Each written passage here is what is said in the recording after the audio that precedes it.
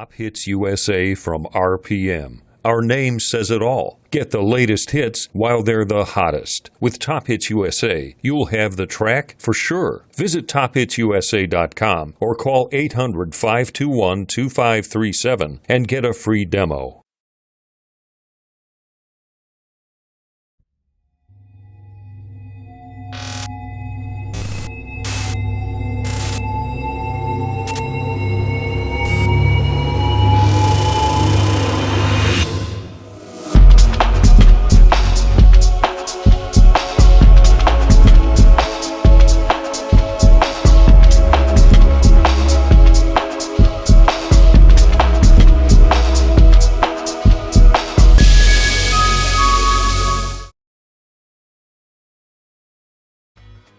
DJ Event Planner will change the way you manage and run your business. Streamline all of your procedures and software into one easy-to-manage system. DJ Event Planner, the ultimate online planning tool.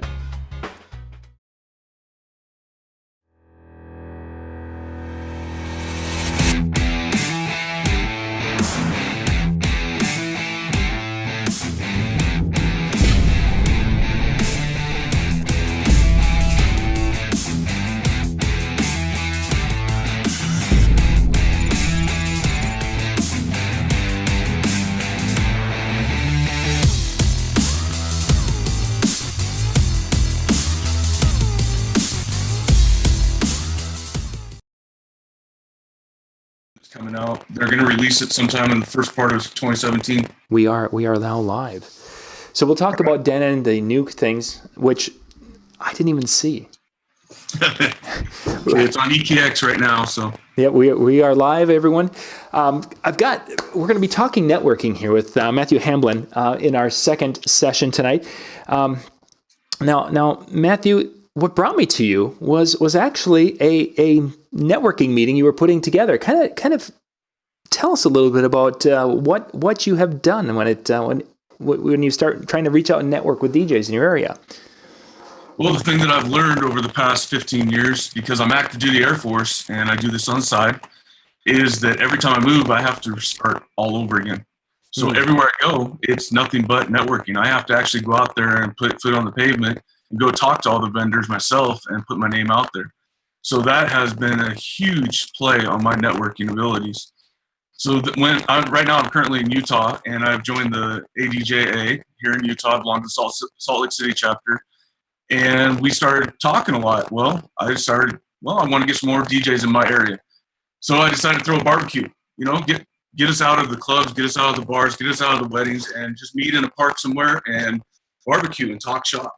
Yeah. So we did that back in July. I believe it was back in July we did that. And we had a great time. We had people show up and barbecued, and we talked about everything, of course, from families to networking. But it's amazing what you can learn when you get people out of the environment and you sit and have a normal conversation with somebody.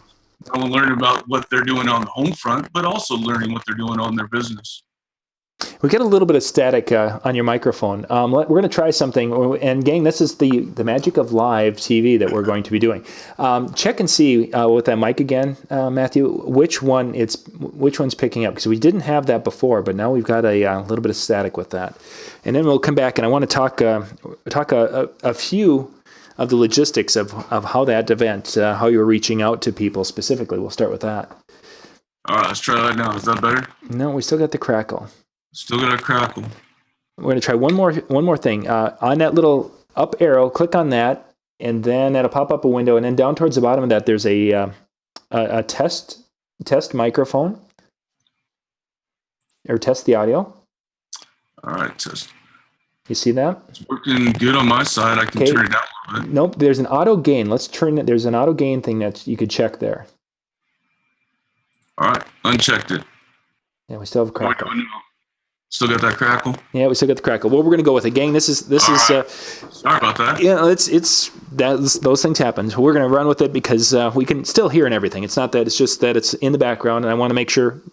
We looked at it, gang, and that's the best we're going to get. If you're watching us out on Facebook, by the way, we're not able to follow the chat tonight. If you're watching us on YouTube, I'm not able to follow the chat, but we've got our regulars who are there. You can ask questions; they'll answer the questions if there's anything major.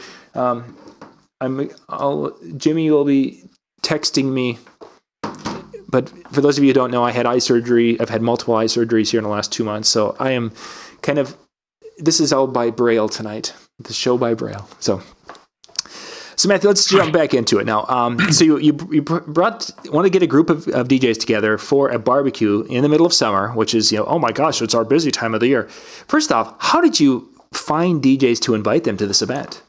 That was the hardest part, getting together in the middle of summer. Everybody's moving. So basically I used Facebook. I put it out there on Facebook. Not only did I put it out there to the local chapter, but I put it out there on everybody else's websites out here in Utah that have DJs events going on, and advertise it that way, because I didn't open it just to ADJ. I wanted everybody in the local area to know about it.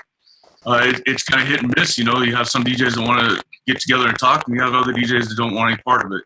So that's why I put it out there, and I got lots of responses on it. And it was hard finding that time that everybody could get together where they didn't have an actual event going on. So we did a couple polls with the people that were mainly involved with it, and found out what a day was that worked good for everybody, so we get the majority of the people there. What did you guys end up doing? What did you pick for a day of the week? It was actually on Saturday morning. We did an early morning Saturday, so it was about 10 a.m. in the morning. That way, if anybody had a show that night, they could get to the show. Interesting. I guess that makes sense, because usually we aren't booked on Saturday mornings. Yeah, it was definitely hard. I mean, everybody had their stuff going, but we took the majority. We had 5 or 6 that could make it for sure on a Saturday, so we went with the ones that could make it for sure, and then opened it up for whoever else could make it after that. Let's talk a little bit about now. You were getting feedback from DJs as far as when you're reaching out, and some are going to be saying, "Oh my God, this is a great idea. Let's do it." That's the easy ones. What kind of were you getting some negative feedback from people who were like, we're not going to go and share ideas and such? No, not really any negative feedback. The hardest problem was just getting around everybody's business, because everybody had events they had to go do. That was the hardest part, was trying to pick a day to do that. So other than that, feedback was great. People like to get together and do that. And the DJs that we hang out with, joining ADJ was probably the best thing I've done on my business here. The networking and people that are involved is awesome here in the local area. So by belonging to that, the reach out there and the number of DJs was incredible, especially people that are interested in doing it. How many were able to make that first? We had about 7 or 8 different people that showed up. Nice. It wasn't a big group, but it makes it nice to have them, and we also invited their families. It wasn't just open just to, hey, let's just us guys get together and talk shop. No, it was open to families and everything. So we had kids running around. We had everything going on.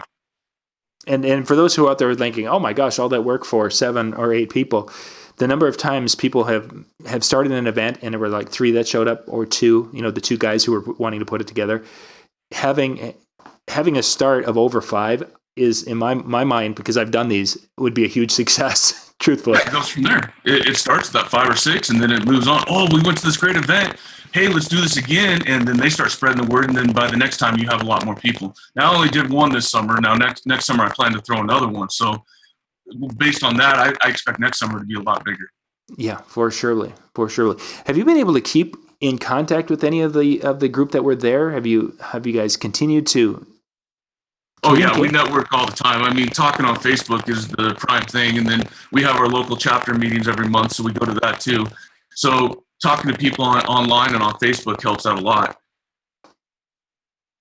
Jimmy just sent a message, so the audio's still bad. For the chat room, it must have been. They wanted to thank you for your service. Oh, no problem. Yeah, I got 17 years in. I got two and a half left to retirement, and then I'll try to take this full time. Awesome. So, doing the military and doing DJ is definitely a stride there. I have to keep going on both sides. Yeah, that would be a show we should talk about sometime. Just how a person balances those 2 worlds, because it's. Well then of course you throw the family life in with that too. So you got to make time for everything. Oh wow, you're a busy man. Very, very busy. You mentioned Facebook messaging, of course, to keep in contact with the group. Now, have you guys, outside of the Facebook, have you guys had a chance to get together, even if it's just have a drink here or there? Or? Oh yeah, I have several DJ friends that we'll go out for dinner. We'll go out for lunch, whatever it is. Hey, I'm passing through your town. What are you doing tonight? we also take, and a lot of the guys will have DJs come with them to their events, so we can shadow another DJ and see how things are going. That's where I was going to next. Have you guys been able to do the shadowing? And if so, how has that gone? That's amazing, because you can run your business and you go to however many weddings a year and you do it your way. And you kind of get stuck in that little rut of how you do it on your turf. But going with somebody else, you learn all different kinds of things. Oh, I didn't think about it that way. Or, oh, I could set up a speaker on that side of the room and I'm going to get this kind of a sound wave going across. There's many things that you don't think about when you're out there by yourself. So when you're actually going out shadowing with somebody else and you're just kind of sitting in the back and listening and watching what they're doing, you learn all different kinds of things that you don't think about when you're out doing your show. Yeah, the shadowing has been one of the greatest thing that I've been able to do, is just to go and watch other people.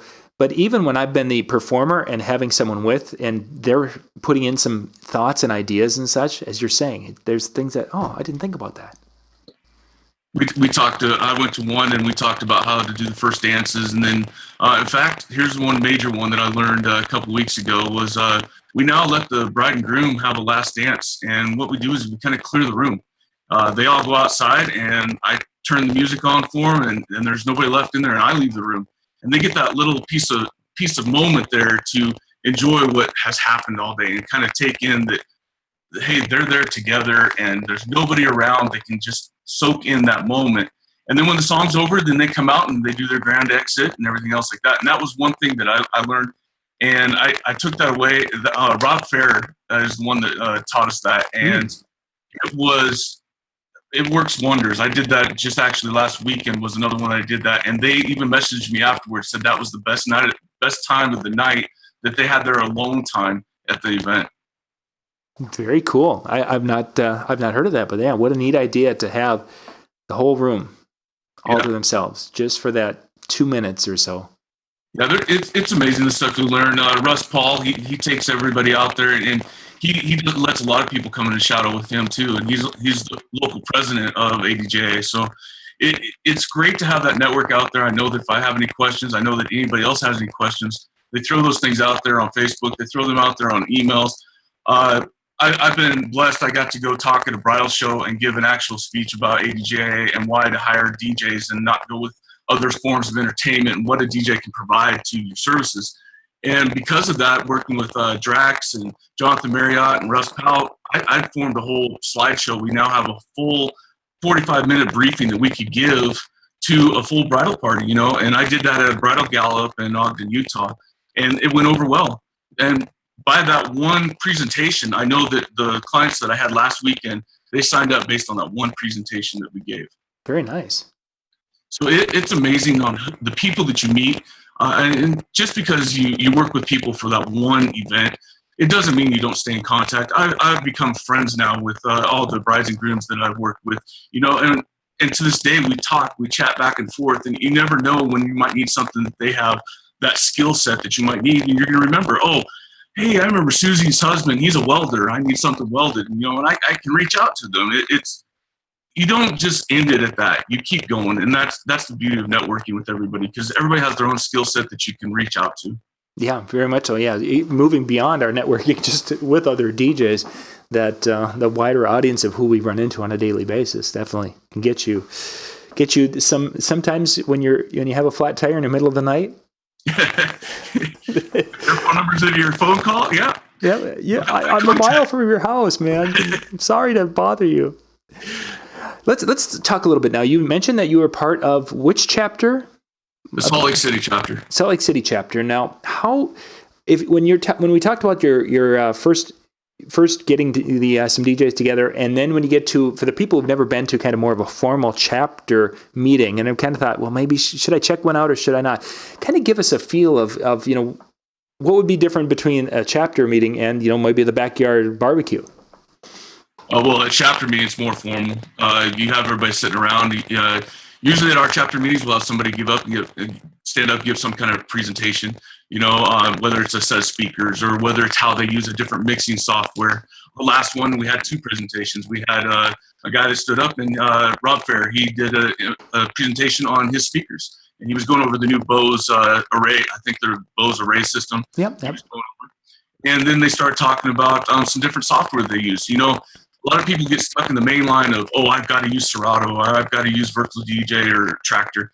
And he pulled one out that I personally hadn't even heard of, and it had options in there that I was interested in. Yeah. So when you go to these chapter meetings, you learn a lot more different kinds of things than you would at a barbecue. We wouldn't totally talk about all that kind of stuff. It's more of a formal setting. You're there to learn. You have people that get up and they share their insights on how they do the different events. So going to a chapter meeting is a lot different than the barbecue with all the kids running around and you talk more family and you talk different things there than you would at the meeting. For sure. What kind of a time commitment are these meetings? Are they an hour, hour and a half? What? Well, the meetings, they run down there about an hour, and then afterwards, after the formalities are over, then we stand around and talk. Of course, that's when we talk shop a lot. Yep. So there's not that much time involved. We meet once a month. Like I said, it was the best thing that I've done. It was joining that, because the networking, I can now reach out to. I have probably 30-something members that I can reach out to in a heartbeat if there's anything that I need to learn or find out what to do. Or if you need to, you mentioned earlier, if someone has a different skill set that hey, wow, I need this and I don't have that. Well, maybe I can network, and this guy has, the golden photo booth, which this bride wants, and I've only got a silver photo booth. Oh, well, maybe we've got, you talk about that. We've got Jonathan Marriott. He has a full light up LED dance floor that he rents out. And he's got that. And I was in a client meeting, and the client said, hey, I don't have a dance floor. What am I going to do? And I was like, well, what are you looking for? And they said, well, we want something, over the top and everything. I was like, well, hold on just a minute. And I get on the text real quick, and I text him real quick, find out about the dance floor. It didn't work out for that event, but it's that easy, when you have those contacts. So he has all the dance floors, and then we've got FaZe that has the lighting. He is over the top in lighting. So when you go to these meetings, you make these contacts. So now when I'm doing an event, maybe I don't have that full LED light up system that they want, but I have a phone call away to somebody else that can work with us on that event. It greatly expands your ability to do any of the shows and meet what their intent is. When you go and ask them, what do you want at your show? Or at your event? What do you want it to look like? You now can do that even if you don't have all those tools. Very much so, because that network you've built and been able to expand. Now, as you're connecting with other DJs, have you sensed any hesitancy from others when it's coming to sharing some ideas or sharing thoughts when it comes to the industry? It's definitely hard. When I started DJing, I was living in New Jersey at the time, in the Burlington area, and at that time I was in the club and the bar scene, and DJs wouldn't talk. They didn't want to share nothing. You want to talk about what's the hot song for the night. They wouldn't share it. Oh, that's mine. I got to hold on to it. And I find that here too. I've lived in Guam for a while, and that was a hard deal because I had to work with a lot of the locals on their DJing. It was hard to break into that scene, and people just aren't up for sharing it. It's hard to get them to open up and everything. You've got to really be in that scene. After moving here to Utah, I ran into that a little bit. I started out talking to people. When I first moved here, of course, get on Facebook, look up DJ, and find out who lives here. And I start networking out. I'll send a message to anybody, hey, how's it going? Where are you at? And you would get the negative replies. Oh, who are you? Oh, why are you doing this? Or if they find out what you're charging. Oh, why are you charging that? Or you're charging too much or not enough or that kind of thing. And it's not that we're out there to do that. Everybody needs to work together and share those insights like we talked about the last dance or how you do your uplighting. What's the best way to angle the lights? It's those things that you talk about. It's not, I'm going to take your competition. I'm supposed to be here working with you. I'm not your competitor. There's plenty of enough events to go around. You can't do them all in one day. And working together and sharing those things, it makes it a lot easier and a lot better to have those contacts out there. But you do run into the ones that they just don't want to talk about. They don't want to share anything. Very much so. I'm not sure which one's worse. The ones who don't want to share something, or the guys who, and I'm sure you've seen the guys who want to share everything they know, and you realize really quick that they don't know a heck of a lot. Yeah. You meet those guys, yes. A heart of gold, but it's like, no. We stopped using 8-track tapes a year or two ago. It was a couple days ago. Yeah. It's fun though. It's interesting as you mentioned the different locations in New Jersey. They didn't talk at that time, and Guam, there was no communication. That's the way it was early in my career, also in this vicinity. And then when we started networking, my best friends are now in the DJ industry. Oh yeah.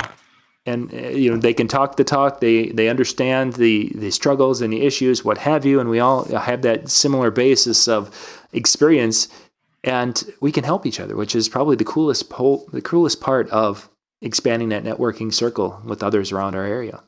Everybody thinks networking has to be some formal sit down, bring tons of business cards and do this and that. It's not like that. Networking is getting to know somebody and talking to them. It doesn't have to be all talking shop the entire time. It's getting out there and know who they are, what their personality is like, and do you mesh with them, and what can you do to help somebody out? It's a give-take relationship, and if you don't have that with somebody, it's not going to work. And by sitting down and talking about the family and going out playing football on the field, that's when the most conversations and the best conversations happen. Very much so. Very much so. So let's look. I want just a couple of minutes yet. We're going to wrap up here. So for next summer, you did the first one. It was a backyard barbecue. How are you going to up your game for next summer? Next summer, we're going to. One lesson I did learn. I live north of Salt Lake, so it's kind of hard for a lot of people to come up here. So we're going to pick a park that's closer down there, and I'm hoping by doing that, we're going to have a lot more people to be able to come, because for the drive, that some of the people can make the drive to come up here out of Salt Lake City to do that. I'm about 25 to 30 minutes north of Salt Lake, so it's hard for them to do that. So we're going to pick a park that's closer down there, and we're going to do a lot more advertisement for it this time. We're going to start a lot earlier.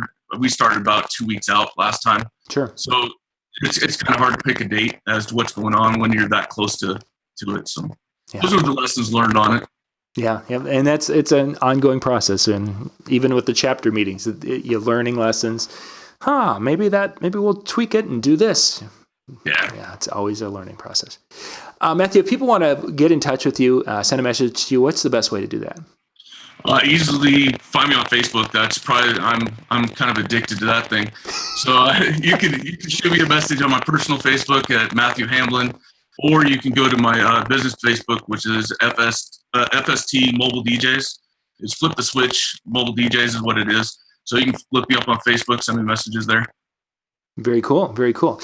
Yeah, and they've got the spelling and everything in the different videos and such, so you can check that out. Good stuff. I'll go in there and leave a comment too. Yeah, that sounds wonderful. Matthew, thank you for your time tonight. I appreciate you being on this evening. It's some good information for those who are wanting to maybe get started and going and checking out some of these chapter things, or maybe a local DJ networking event. Yeah, anybody can do it. Yeah. Just take someone to step out front and do it. That's what it's really somebody just make that first step, and it can really just become this big, awesome local thing. So, yes, it can. Gang, we're going to go to our third show here in about, I think, a little over 5 minutes. We'll have Steve Lynch will be on. We're going to talk photo booth, and we've got a little extra time. And I'm going to see if we can get some DIY ideas from Steve, because you're going to find out this guy is just an incredible hands-on tool, create things. Yeah, this is going to be fun. So, Matthew, once again, thank you for being on, and we'll be back in about 5 minutes. All right, thank you.